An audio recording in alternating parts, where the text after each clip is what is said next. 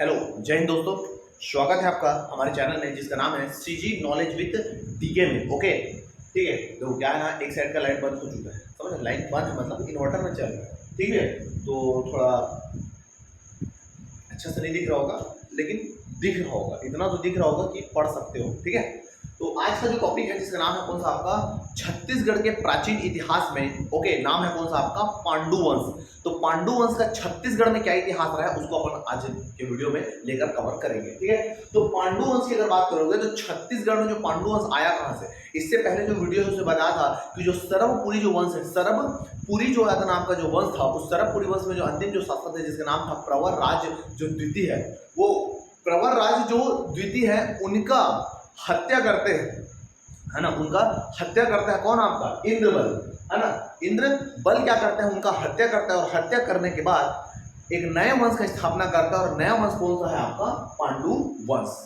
Okay, तो इतना को याद रखना। तो पांडु वंश आया कहां से, सरबपुरी वंश को पराजित करने के बाद उनके शासक, अंतिम जो शासक थे उनका हत्या करने के बाद इस क्षेत्र में पांडु वंश का नींव डालते हैं कौन, आपका इंद्रबल, ठीक है। पांडु वंश का मुख्यतः अगर बोलोगे तो पांडु वंश के दो आपका शाखा है। एक शाखा है जिसका नाम क्या है आपका, मैकल श्रेणी के पांडु वंश, मैकल श्रेणी के पांडु वंश, और दूसरा जो है वो कौन है आपका, सिरपुर के क्या है आपका, पांडु वंश। तो मैकल श्रेणी के पांडु वंश और सिरपुर के क्या है आपका, पांडु वंश, जिसमें आज हम लेके चलेंगे जिसका नाम क्या है आपका, सिरपुर के पांडु वंश, ठीक है। सिरपुर क्या है आपका, पांडु वंश, उसको लेकर चलेंगे, ठीक। तो देखते हैं सिरपुर के पांडु वंश की अगर बात करें तो इनका जो राजधानी था, राजधानी जो था ये था कौन सा आपका, श्रीपुर। वर्तमान का अगर बात करें तो वर्तमान में क्या पड़ता है आपका, सिरपुर ही क्या है इनका आपका राजधानी है, ठीक है जी। तो है ना, तो ये हो गया।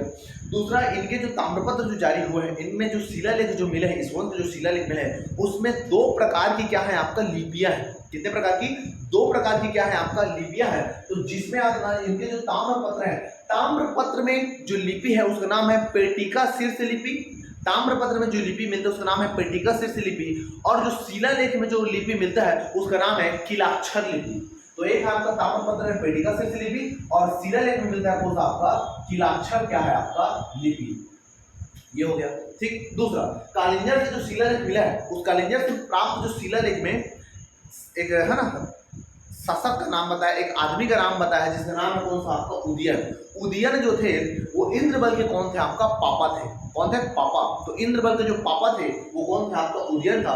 उदयन को इस वंश का आदि पुरुष माना जाता है। मतलब ये है कि ऐसा माना जाता है ऐसा स्टोरी है कि जो उदयन है वो उदयन पहले से ऐसा चाहता था कि मेरा जो पुत्र है इंद्रबल वो क्या करे, एक वंश का स्थापना करे और वहां का क्या बने, आपका शासक बने। तो पहले से ही जो दूरदृष्टि का जो सोच रखा था कौन, आपका उदयन, और इसी क्रम में इसने क्या किया, अपने बच्चे को, उनका जो बेटा था उनको उसी दिशा में इन्होंने क्या किया, आपका प्रशिक्षित किया। समझ रहे बात को, ठीक है। इसीलिए इस वंश का जो आदि पुरुष माना जाता है, आदि पुरुष, वो आदि पुरुष माना जाता है किसको, आपका उदयन को। क्लियर है इतना, तो इतने को याद रखना, ठीक। अगला देखते हैं अब इस वंश में कौन कौन से शासक रहे और उनके कार्यकाल में क्या क्या हुआ है उसको हम क्या करेंगे, आज डिटेल से लेके चलेंगे, ठीक है। तो देखते हैं, तो पहला जो शासक होता है उस पहले शासक का नाम क्या है आपका, इंद्रबल। पहले जो शासक है उस शासक का नाम क्या है आपका, इंद्रबल। इंद्रबल को इस वंश का संस्थापक या वास्तविक संस्थापक बोला जाता है, किसको, आपका इंद्रबल को, ठीक है। तो इन्होंने क्या किया, तो दक्षिण कोसल का जो क्षेत्र था, मतलब सिरपुर जो महासमुंद ये वाला जो एरिया था उसमें इन्होंने, उसे कुछ भाग में इन्होंने क्या किया था, आपका शासन किया था। तो इंद्रबल को इस वंश का वास्तविक संस्थापक बोला जाता है, और ये क्या करते हैं, दक्षिण कोसल का जो क्षेत्र है उन पर इन्होंने क्या किया है, आपका कुछ क्षेत्रों में शासन किया है, उनका प्रभाव क्षेत्र आपका रहा है, ठीक। इतना ये हो गया। अगला, अब इंद्रबल के बाद, अब इंद्रबल के कितने बेटे थे इनको अगर देखोगे तो इंद्रबल के जो पुत्र थे वो मूलतः जो नाम मिलता है वो है आपका चार पुत्र। पहला जो बेटा था उसका नाम था आपका नन्नराज प्रथम। पहले का नाम क्या था, नन्नराज प्रथम। दूसरा का नाम था आपका सूरबल, ईशान देव, भवदेव। नन्नराज प्रथम, सूरबल, ईशान देव, और दूसरा नाम था भवदेव। उसी को बोलते थे रण केसरी। क्या बोलते थे, रण केसरी। तो चार बेटे थे। तो चार बेटे में जो इनका जो उत्तराधिकारी बना, उत्तराधिकारी बना है वो कौन है आपका, वो है आपका नन्नराज प्रथम। मतलब इंद्रबल के बाद जो अगला जो शासक बना है, अगला शासक, उस शासक का नाम क्या है आपका, नन्नराज प्रथम। ये है कौन, आपका शासक है इनका, ठीक है। इतना, तो इतने को देख लेना। उसके बाद है ना ये, अब बाकी जो तीन भाई है वो क्या क्या कांड किए हैं उसको देख लेते हैं। तो सूरबल के बारे में कोई खास जानकारी नहीं मिलता। जो ईशान देव है, ईशान देव का एक जो है शिलालेख मिलता है, कहाँ से? खरौद से। खरौद से क्या मिलता है आपका? शिलालेख मिलता है। और शिलालेख में बताया गया कि ईशान देव के समय में ईशान देव ने ही क्या किया था आपका, जो लखनेश्वर मंदिर या लक्ष्मणेश्वर जो मंदिर है, लखनेश्वर जो मंदिर है, उस लखनेश्वर मंदिर का इन्होंने क्या किया था आपका, निर्माण किया था, जिसको आगे जाकर कलचुरी वंश के जो शासक है उन्होंने क्या किया था, इसका जीर्णोद्धार करवाया था। समझ रहे हो? तो ईशान देव को खरौद शिलालेख मिलता है और उस शिलालेख में मिला है कि लखनेश्वर मंदिर का जो निर्माण है वो कराया है किसने? वो कराया है किसने? आपका ईशान देव ने कराया। समझ रहे हो बात को? ओके, अगला देखते हैं कौन सा आपका, भवदेव। ये मिलता है कौन सा आपका, रणकेशी। इसको अगर देखोगे तो इनका एक शिलालेख मिलता है कौन सा आपका, भंदक शिलालेख। क्या मिलता है? भंदक क्या मिलता है आपका, शिलालेख मिलता है। ठीक, तो कितने को भैया थोड़ा सा याद रखना, समझ रहे हो? और भंदक, ठीक है जी, भंदक क्या है आपका, शिलालेख। तो ये हो गया इतना। ये लोग कभी शासक बने नहीं है, शासक बने हैं कौन आपका, नंदराज प्रथम। तो नंदराज जो प्रथम था वो बहुत ज्यादा पराक्रमी शासक था और उनका ये था कि कहीं ना कहीं हमारे साम्राज्य का क्या हो, आपका विस्तार हो। ये चाहते थे कौन आपका, नंदराज आपका प्रथम। समझ रहे हो? इसको ये जो पराक्रमी वो एक विस्तार आपका शासक थे। ठीक, ये हो गया। नंदराज प्रथम को छोड़ दे तो तीन जो भाई है, सूरबल, ईशान देव और आपका भवदेव, ये जो शेष जो भाई है ये एक उपाधि धारण करते थे। तीनों भाई को मिला के बोला जाता था मंडलाधिपति। तो शेष जो भाई थे, तीनों भाई, उनको एक साथ बोला जाते थे क्या, मंडलाधिपति। समझ आ रहा है? मंडलाधिपति, ये हो गया नंदराज। उसके बाद जो अगला जो शासक बनते हैं जिसका नाम है आपका महाशिव तिवारदेव। क्या नाम था? महाशिव क्या है आपका, तिवारदेव। महाशिव तिवारदेव की अगर बात करोगे तो महाशिव तिवारदेव का एक ताम्रपत्र मिलता है। और ताम्रपत्र कहाँ से मिलता है? तो ये ताम्रपत्र मिला है राजिम से, अडभार से और बालोद से। तो ये जो ताम्रपत्र मिला है ये मिला है कहाँ से आपका, राजिम से, अडभार से और कहाँ मिला है आपका, बालोद से। तो राजिम, अडभार और बालोद से ताम्रपत्र मिला है किसका, महाशिव आपका तिवारदेव का, है ना। और इसमें बताया गया है कि ये जो है कौशल व उत्कल को जीत कर, है ना, इसने क्या किया था, जो कौशल वाला जो एरिया है अपना और उत्कल, है ना, और साथ साथ कलिंग का भी नाम जोड़ता है ना।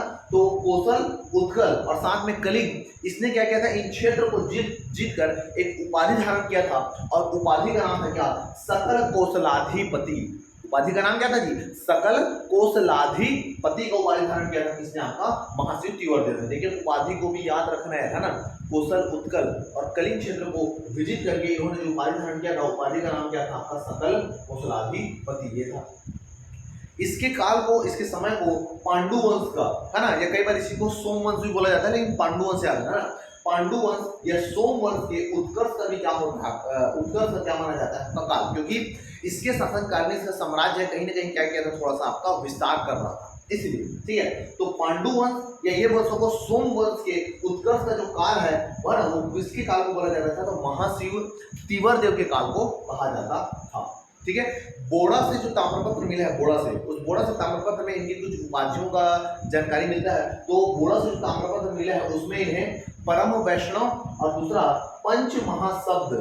पंच महाशब्द का क्या मिला है, आपका उपाधि मिला है। ये जानकारी मिलता है कहाँ से, आपका बोड़ा से प्राप्त ताम्रपत्र में। और ये जो है महाशिव जो तिवारदेव है, नाम भले शिव है लेकिन ये उपासक थे किसके, अनुयायी थे किसके, वैष्णव धर्म के क्या थे आपका, अनुयायी थे। कौन, आपका महाशिव तिवारदेव।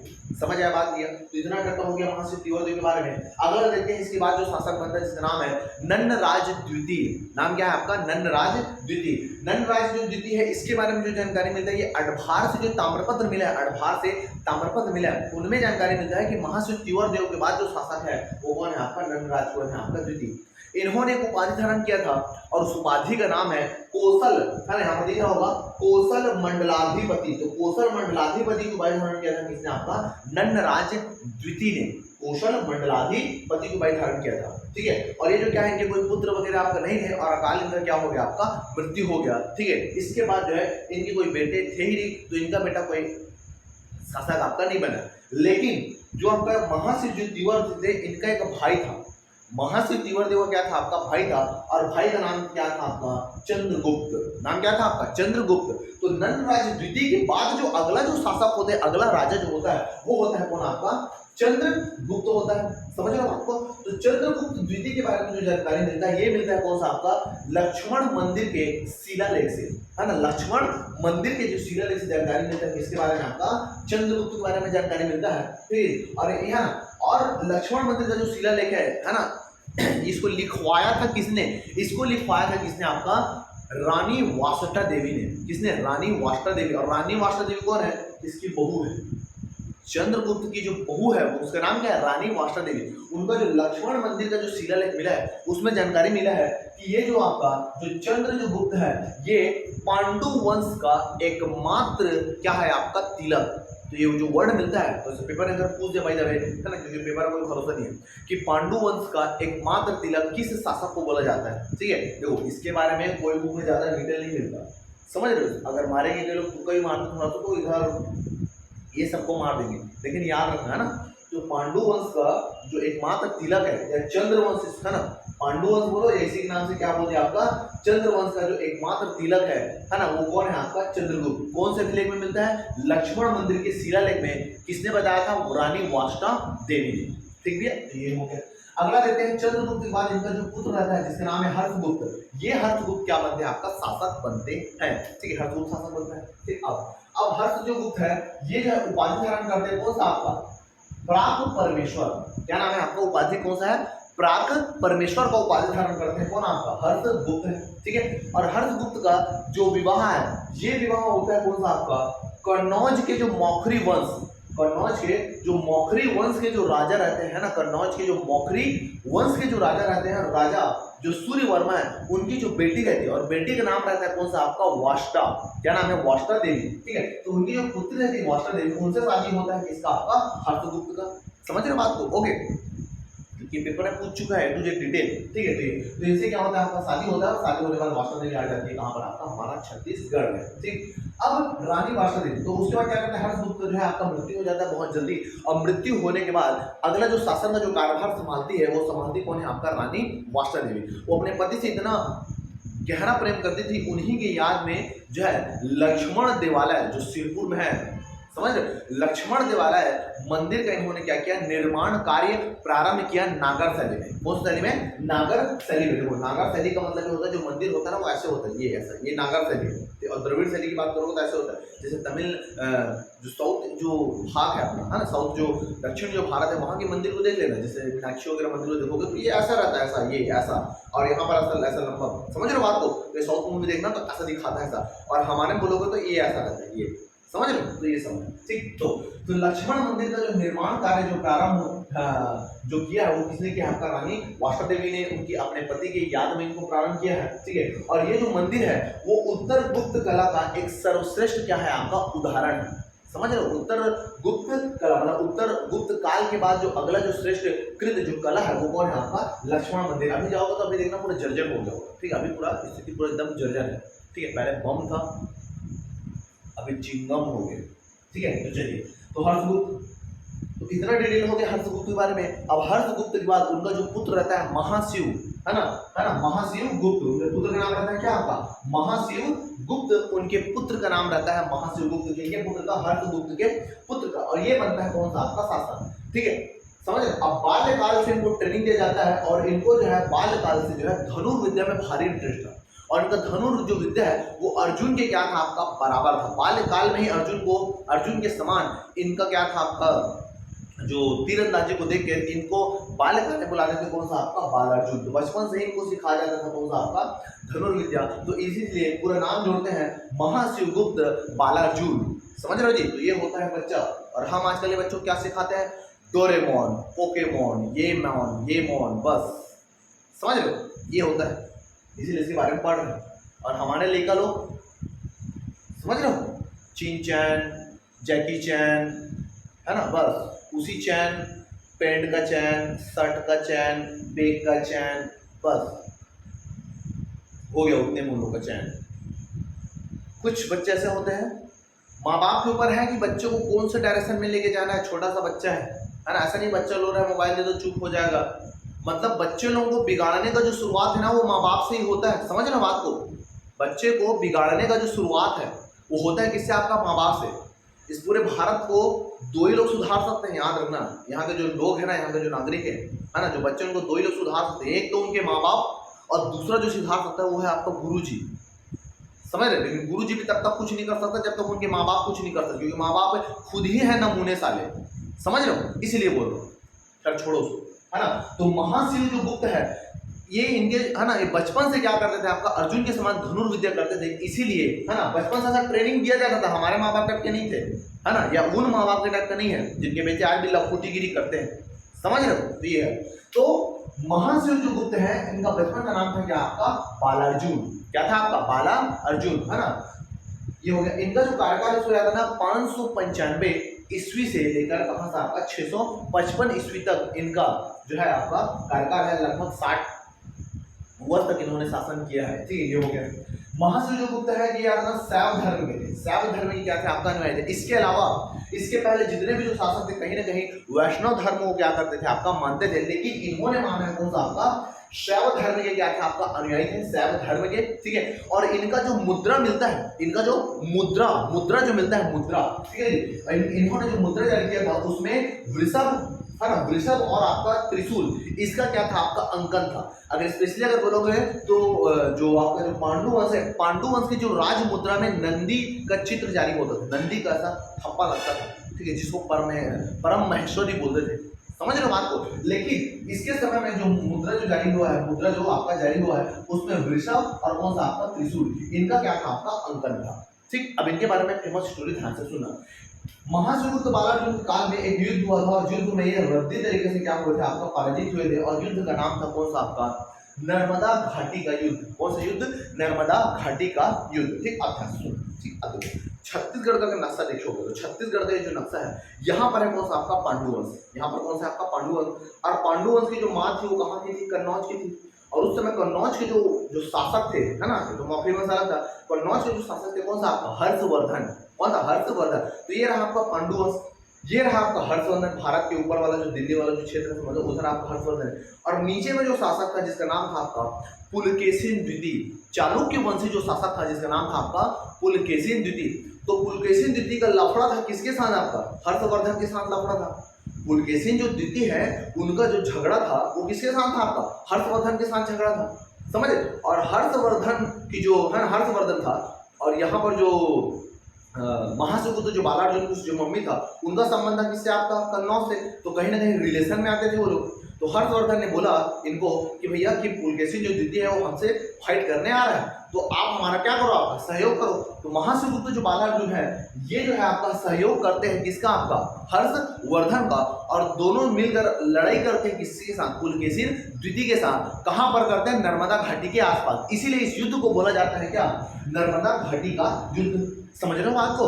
तो नर्मदा घाटी के युद्ध में एक ओर रहता है हर्षवर्धन, कन्नौज के जो राजा रहते हैं वो, और दूसरा साथ में रहते हैं कौन सा, आपका अपना महाशिवगुप्त बाला अर्जुन, आपका ये रहते हैं वर्सेस, मतलब साथ में कौन लड़ते हैं, तो उसके साथ लड़ाई होता है किसका, चालुक्य वंशी जो शासक रहते हैं पुलकेशिन द्वितीय, बहुत ज्यादा प्रतापी शासक है।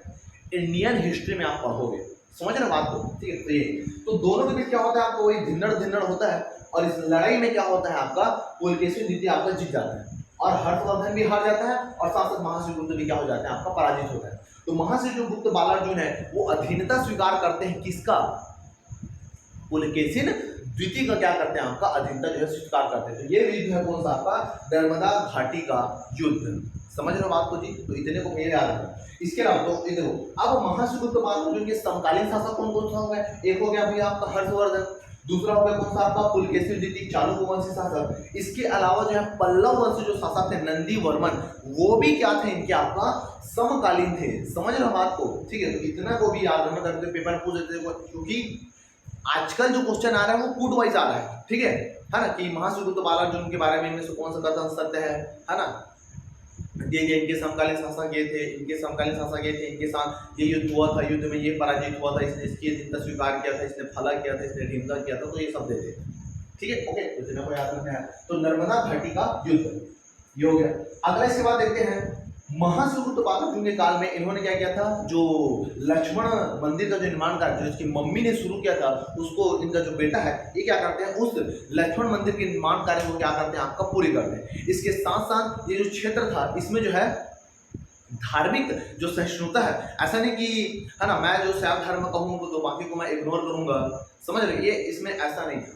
ठीक है, अपने धर्म को श्रेष्ठ, दूसरे धर्म को गलत बताना, ये ऐसा कोई काम नहीं किया है। ठीक है जी। तो साथ साथ यहाँ के जो लोग थे, है ना, यहाँ के जो लोग थे उनको भी कभी ऐसा नुकसान पहुंचाया नहीं गया, इसीलिए बोला जाता है। ठीक है, मतलब ये कहने का मतलब है कि इसके शासनकाल में धार्मिक सहिष्णुता, राजनीतिक स्थिति, सामाजिक स्थिति और जो आपका सांस्कृतिक और जो कला की दृष्टि में अगर बोलोगे तो अच्छा काम हुआ है। इसीलिए इसके शासनकाल को बोला जाता है, क्या इनके शासनकाल को बोला जाता है ना, इनके काल को बोला जाता है दक्षिण कोसल या छत्तीसगढ़ के इतिहास का, है ना, दक्षिण कोसल या छत्तीसगढ़ के इतिहास का क्या बोला जाता है, आपका स्वर्ण काल बोला जाता है। किसके काल को, आपका ये सॉरी महाश्रीगुप्त बालार्जुन के काल को बोला जाता है दक्षिण कोसल या छत्तीसगढ़ के इतिहास का स्वर्ण काल बोला जाता है। ठीक, तो ये हो गया। अब इसके काल में, इसके समय में देखो 655 तक तो ये रहा है, तो 639 6 3 कितना होता है 9, तो 639 ईस्वी में, ठीक है, एक चीनी यात्री रहते हैं जिसका नाम है हेन स्वांग। क्या नाम रहता है, हेन स्वांग। तो हेन स्वांग जो है, इनकी एक रचना है, हेन स्वांग की रचना सी यू की, उस सी यू की में छत्तीसगढ़ के बारे में बताया है। तो इनकी रचना जो सी यू की है, सी यू की में छत्तीसगढ़ का नाम मिलता है कियासलो। छत्तीसगढ़ को किस नाम से बताया गया, तो छत्तीसगढ़ का नाम बताया गया, क्या बताया गया, छत्तीसगढ़ का नाम बताया गया आपका कियासलो। और छत्तीसगढ़, और ये जो सीयू की जो रचना है छत्तीसगढ़ के बारे में कुछ निम्न जो चीज है महासमुद्र बालार्जुन के, उसकी काल के बारे में कुछ बातें पता है। जैसे पहले पता है कि जो सिरपुर है ये बौद्ध धर्म का एक प्रमुख क्या था, आपका केंद्र है। ठीक है, जो सिरपुर है उस समय बौद्ध धर्म का प्रमुख क्या है, आपका केंद्र था, ये बताया गया आपका पहला पॉइंट। दूसरा बताया है उस समय जो सिरपुर में 100 क्या बनाया था, आपका संघाराम या विहार बनाए थे रहने के लिए वहां। और ऐसा भी मान्यता है कि 100 संघाराम में 100 जो आपका विहार है, वहां पर लगभग 10,000 जो बौद्ध भिक्षु हैं वो यहाँ पर क्या करते थे, आपका निवास करते थे, है ना। यहाँ पर बौद्ध विहार और बौद्ध की एक विशाल क्या है, आपका मूर्ति, ऐसा भी इसमें क्या है आपका बताया गया। सिरपुर में जाओगे तो वहां पर देखने आनंद प्रभु कुटी विहार है, समझ लो। मैं गारंटी से कहता हूँ जो सिरपुर घूमे होंगे, एकदम गारंटी दे रहा हूँ कि सिरपुर घूमे भी नहीं होंगे, सिरपुर घूम के भी सिरपुर घूमे नहीं होंगे। मंदिर मत जाना, मंदिर तो है लेकिन उसके अलावा और छोटे छोटे जहाँ पर जो पुराने जो स्थल है ना वहाँ चले जाना। वहाँ पर ये बताया गया कि जो बौद्ध के जो भिक्षु है वो कैसे बैठ के अग्निकुंड के सामने ऐसा हवन करे। तो अग्निकुंड भी है ना, अग्निकुंड है, वहाँ पर चारों ओर बैठ के लोग हवन पूजा पाठ जो भी करते थे अपना प्रक्रिया, वो सब उसमें दिखाया गया है। समझ रहे बात, वहाँ पर है, आज भी अगर जाओगे तो संरक्षित रखा गया है। ठीक, इसलिए बोल रहा हूँ कुछ लोग घूम के भी नहीं घूमे। ठीक, ये हो गया, तो बहुत प्यारे हो गया। अगर ऐसा भी यहाँ इसमें बताया है कि इस वंश के जो राजा थे वो राजा क्षत्रिय थे और बौद्ध धर्म पर क्या करते थे, विश्वास करते थे। राजा कैसा क्या था, क्षत्रिय थे, है ना। जो राजा थे वो क्या थे, आपका क्षत्रिय थे और बौद्ध धर्म पर क्या करते थे, विश्वास थे। मानते थे शैव धर्म को लेकिन विश्वास करते थे किसके ऊपर, आपका बौद्ध धर्म को। जैसे कि हम हिंदू हैं लेकिन मानते सभी को है ना, चाहे मुसलमान को हो, चाहे क्रिश्चियन को, चाहे कुछ को भी हो, मानते सबको है ना। ऐसा कोई नहीं कि मेरा ये है उसके अलावा कोई दूसरा कुछ है नहीं। ऐसे लोग से दूरी रहो भैया कि मेरा भगवान बस ठीक है, मेरा धर्म बस ठीक है, बाकी को कोई मतलब नहीं है। ऐसा तो तमाचा ही तमाचा मानना चाहिए, झापड़ खिल्ला खोपना चाहिए ऐसे लोगों को, समझ लो। मैं हूँ, मेरा धर्म श्रेष्ठ है, साथ साथ सभी धर्म भी श्रेष्ठ है, समझ। मैं अपने धर्म को मानता हूँ, उसके साथ साथ बाकी लोगों को भी मैं अपनाता हूँ, उनकी भी इज्जत करता हूँ, बात खत्म। मेरा ही सब बढ़िया है, बाकी का कोई मतलब नहीं है, कचड़ा है, डस्टबिन है, कोई मतलब नहीं है। ऐसे लोग तो फिर भगवान है। ठीक है, तो ये बौद्ध धर्म पर ये भी थे, शैव धर्म के थे, लेकिन बौद्ध धर्म पर क्या करता था, विश्वास करता था। समझ लो बात को, ऐसा है। राजा क्या था आपका क्षत्रिय। और इसके अलावा याद रखना जो महाश्रीगुप्त जो बालार्जुन है 27 ताम्रपत्र प्राप्त हुए हैं। कहाँ से, सिरपुर से 27 ताम्रपत्र प्राप्त हुआ है। ठीक, इसको याद रखना। और उपाधि इन्होंने धारण किया था कौन सा, परम महेश्वर और रण केसरी। परम महेश्वर और क्या है आपका रण केसरी का इन्होंने क्या किया था, उपाधि धारण किया था। ठीक भैया, इतने को जो है याद रखना। ठीक है जी, तो ये हो गया। इसके अलावा कुछ जो फैक्ट है उसको भी देख लेना। इनकी जो राजमुद्रा था, राजमुद्रा में नंदी जो मिलता है, पांडु वंश के राजमुद्रा में नंदी, लेकिन महाश्रीगुप्त के काल में जो मुद्रा जारी हुआ उसमें क्या आता वृषभ और त्रिशूल का अंकल था। धार्मिक सहिष्णुता का काल था, अपने धर्म के साथ साथ सभी धर्मों को क्या मानते थे, आपका है ना, इज्जत देते थे, समान रूप के साथ व्यवहार करते थे, उनकी मान्यताओं को स्वीकार किया जाता था। समझ रहे हो। है ना। दूसरा, छत्तीसगढ़ का जो नाम है, इस समय छत्तीसगढ़ का जो नाम है वो मिलता है, छत्तीसगढ़ का नाम या छत्तीसगढ़ को किस नाम से जाना जाता था, वो जाना जाता था किस नाम से, आपका प्राक कौशल। कौन से नाम से? प्राक कौशल के नाम से जाना जाता था। और प्राक कौशल में सम्मिलित था कौन सा आपका? दक्षिण कौशल, पूर्व कौशल, तोसल, उत्कल और ओंड्री, ओंड्र, ठीक है। तो प्राक कौशल में शामिल था दक्षिण कौशल, पूर्व कौशल, तोसल, उत्कल और कौन सा आपका? ओंड्र। तो इतना जो फैक्ट है वो इस वन से रिलेटिव, इसको याद रखना। जितना मेरा गुदा था उतना मैं यहाँ पर क्या है आपको कवर करा चुका हूँ, ठीक है। उम्मीद करता हूँ कि आप पहले से अगर पढ़ चुके हो तो कुछ ना कुछ तो आपको यहाँ नया मिला होगा, कुछ स्टोरी यहाँ पर आपका नया मिला होगा। नहीं मिला होगा तो भी ठीक है भैया, कम से कम रिवाइज हो गया होगा आपका, ठीक है जी। तो ये हो गया कौन सा आपका सिरपुर के पांडुवंश। कल अपन देखेंगे कौन सा आपका मैकल जो श्रेणी है उनके पांडुवंश को क्या करेंगे, लेकर जो है आगे बढ़ेंगे। और इसी साथ साथ कल एक वीडियो, उसके बाद अगला वीडियो, ये 2 वीडियो में जो है प्राचीन जो इतिहास है वो क्या हो जाएगा आपका, सिरा आ जाएगा। देखो पढ़ो तो एक बार पढ़ो यार, समझ रहे, बार बार ऐसे पढ़ने की जरूरत नहीं है कि इतना बताने की जरूरत नहीं, इतना डिटेल में जाने की जरूरत नहीं। भैया डिटेल में आ रहा है, चपरासी की तैयारी नहीं कर रहे हो, समझ रहे, चपरासी का तैयारी नहीं कर रहे जो हो जाएगा, समझ रहे। झाड़ू नहीं लगाना है आपको, ऑफिस में जाके ऑफिस को संभालना है, ठीक है। वीडियो खत्म हो गया, लाइन आ रहा है, देख रहे हो, समझ रहे हो बात को मैं क्या बोल रहा हूँ। ऑफिस संभालना है आप लोगों को, इतना डिटेल आपको जाना ही पड़ेगा, बल्कि इससे और ज़्यादा डिटेल में जाना पड़ेगा, ठीक है जी। तो उम्मीद करता हूँ कि ये आज का जो लेक्चर है, वीडियो है, आपको समझ में आया होगा, ठीक है जी। वीडियो से बारे में अगर कोई डाउट रहता है तो नीचे कमेंट आपका जरूर करें। वीडियो को ज़्यादा से ज़्यादा लाइक करें, ज़्यादा से ज़्यादा दोस्तों में क्या करो आपका शेयर करो, समझ रहे हो जी। ओके, तो मिलते हैं कल जो है इसके आगे, जो इसके जो मैकल श्रेणी के जो पांडुवंश है उसको में, ठीक है। तो चैनल में बने रहिएगा, ठीक है जी। तो तब तक के लिए जय भारत, जय छत्तीसगढ़, नमस्कार।